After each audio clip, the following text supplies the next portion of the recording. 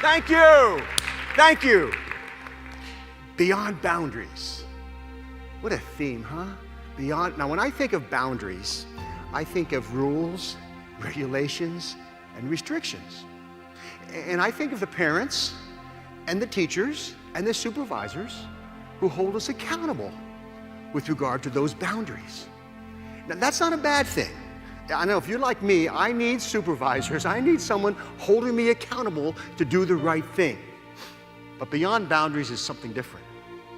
I think of those leaders, those teachers, those supervisors, those parents who inspire us to go beyond the call of duty, to do more than we have to do it not because they tell us, but because we want to. I would like to share with you what the research says about how to make that happen. And not just for other people, but for yourself. Here's the deal. How can we inspire people and ourselves to be self-motivated? There's another word. It's called empowerment. You've heard that word, right? Now, the management definition of empowerment is get her done. Just get her done with fewer resources and less time. I empower you. Make it happen. I'm talking about feeling empowered. That's different. Feeling empowered is when you're self-motivated. Now, if you want to know if you feel empowered or if your child, your student, your worker feels empowered, ask them 3 questions. And if they say yes to these 3 questions, they will feel empowered. And by the way, this is not based on common sense, it's based on research. But you've all been there, so it'll feel like common sense. Question number 1, can you do it? Albert Bandura calls it self-efficacy. Do you believe you can do it? Do you have the time, the knowledge, and the training to do what we're asking you to do? If you answer yes, good. Second question, will it work? Do you believe that we're asking you to do the process will work?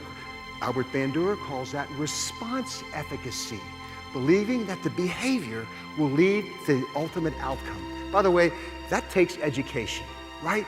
We have to show them the data. We might show them some theory. We show them, teach them why this might work. I just used the word education. Earlier, I used the word training. Is there a difference? In elementary school, we call it education. Middle school, education. High school, education. College, higher education. Then you go to industry. What do you call it? Training. You have your training department. There must be a difference. Well, you know the difference. Do you want your kids to have sex education or sex training? And your kids might answer the question differently. Because you know that training means you do the behavior and you get feedback. That's powerful. Powerful. Have you ever heard this word, online training? It's an oxymoron, isn't it? I mean, training is watch the behavior. Online training, it's like plastic silverware, jumbo shrimp, legal brief, country music. I mean, it doesn't work. Okay, so if you answer yes, it will work. Third question, is it worth it? So we've had a training question, we've had an educational question. This is the motivational question. Do you believe the consequences? This is about consequences. B.F. Skinner taught us this, selection by consequences. Dale Carnegie quoted B.F. Skinner and said, from the day you were born, everything you did was because you wanted something for doing it. Consequences. Is it worth it? So you have to convince people that it's worth it. Now, by the way, if you answer yes to those 3 questions, you feel competent. Am I right? You feel competent at doing worthwhile work. You've all been there. When you feel competent at doing worthwhile work, you're more likely to be self-motivated. You've been there. No one has to be looking over you. You feel, now here's the challenge, leaders, teachers. How do you inspire people to feel competent? Well, you give them feedback. You give them recognition. You show them they are competent. Okay, I got one more, another C word. choice. Your common sense will tell you. When you believe you have a sense of autonomy, a sense of choice in what you're doing, you feel more self-motivated. B.F. Skinner taught us that too. In his book, Beyond Freedom and Dignity, way back in 1971, reading that book changed my life because I realized that I am controlled by consequences. But sometimes I don't feel controlled. When I'm working for a pleasant consequence, it feels good. It feels like I'm working to get something. When I'm working to avoid an aversive consequence, I feel controlled. That's called negative reinforcement. So here's a challenge, leaders. How do we get people to become success seekers rather than failure avoiders? First day of introductory psychology class. I teach 2 classes of 600 students. Maybe some of you have been in that class. And remember, the first day I say, how many are here to avoid failure? And 80% raise their hand. And I say, well, thanks for coming. I know you're motivated, but you're not happy campers. You probably told your friends, I got to go to class. It's a requirement. Not I get to go to class, it's an opportunity. You probably woke up to an alarm clock, not an opportunity clock. And it's all in how you see it. Really, it's all in how you see it. It's your paradigm. It's how you communicate to others and how you communicate to yourself. So Ellen Langer said in her book, Mindfulness, she said, and psychologists know, when you perceive choice, you perceive motivation. You're more motivated. So the deal is, for yourself, sit back and reflect. Be mindful of the choices you have. And talk about being a success seeker rather than a failure avoider. It's all how you talk, how you communicate to yourself and to others. I've got a 4th C word, community. Powerful word. Psychologists know that social support is critical. People who perceive a sense of relatedness, a sense of connection with other people, they feel motivated and they're happier. I want to recite a poem. It's called The Cookie Thief by Valerie Cox. And as I recite this poem, there's only 2 characters, a man and a lady. Put yourself in the situation. Be mindful. Think about the situation and what you would do. Okay, here we go. A woman was waiting in an airport one night with several hours before her flight. She hunted for a book in the airport shop, bought a bag of cookies, and found a place to drop. She was engrossed in her book and happened to see that the man beside her, as bold as could be, took a cookie or 2 from the bag between. But she tried to ignore, to avoid a scene. She read, munched cookies, and watched the clock as a gutsy cookie thief diminished her stock.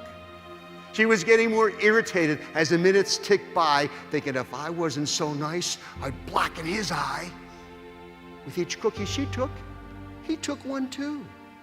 When no one was left, she wondered what he'd do. With a smile on his face and a nervous laugh, he took the last cookie and he broke it in half.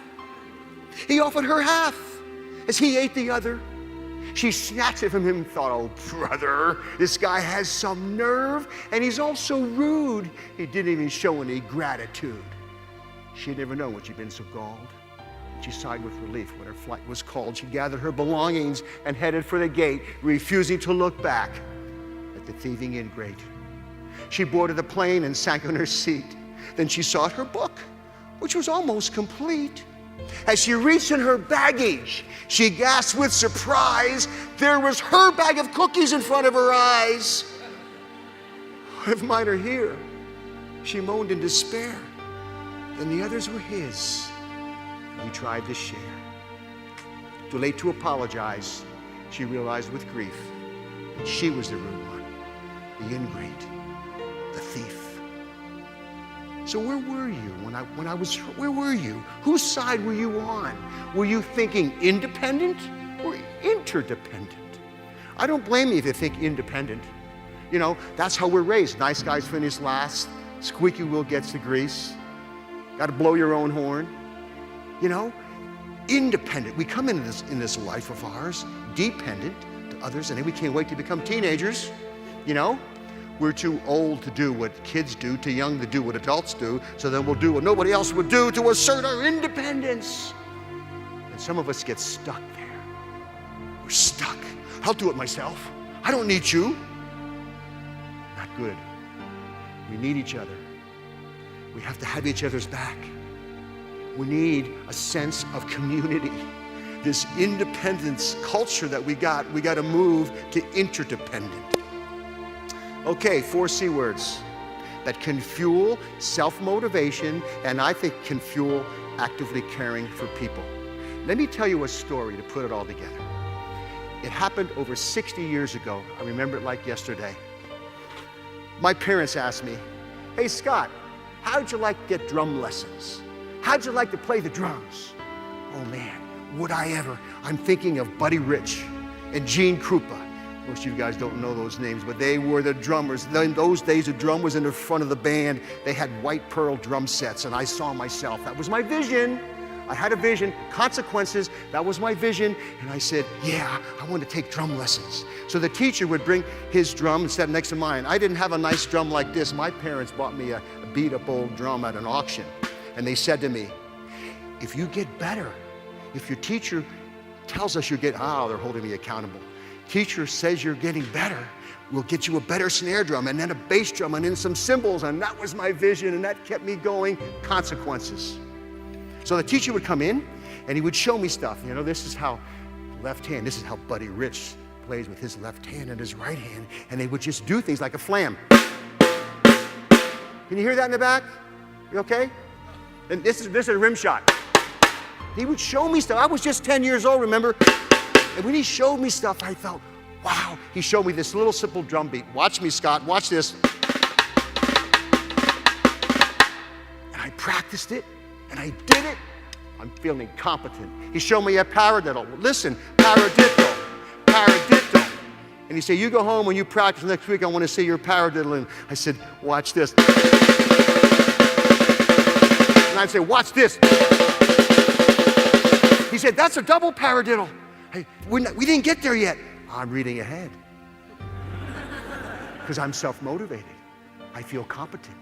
I'm walking through Muhlenberg High School, Allentown, Pennsylvania, and I see the music teacher, and he says, I heard you're learning to play the drums. I said, yeah, and I'm getting good. He said, you can march in the band. You can be the snare drummer. Whoa, that felt good. Another vision. Then the teacher comes into these were private lessons, by the way, $2. $2, that was a long time ago. She said, Scott, you ready to do a drum roll?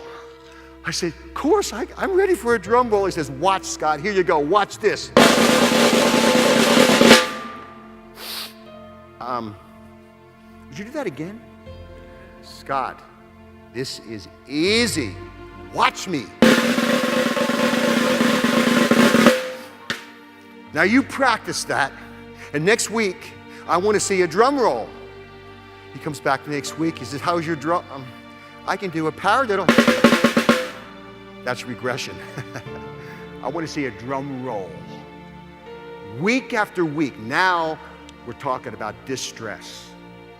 Now we're talking about apathy. Now we're talking about learned helplessness. That's what psychologists call it.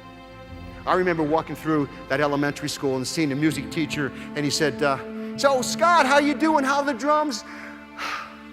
Not so good. I can't do a drum roll. You know, like adults always say, never say can't. You can be anything you want to be, Scott.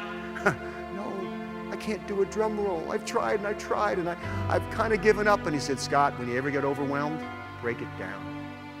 Break it down. Can you do a paradiddle? Yeah.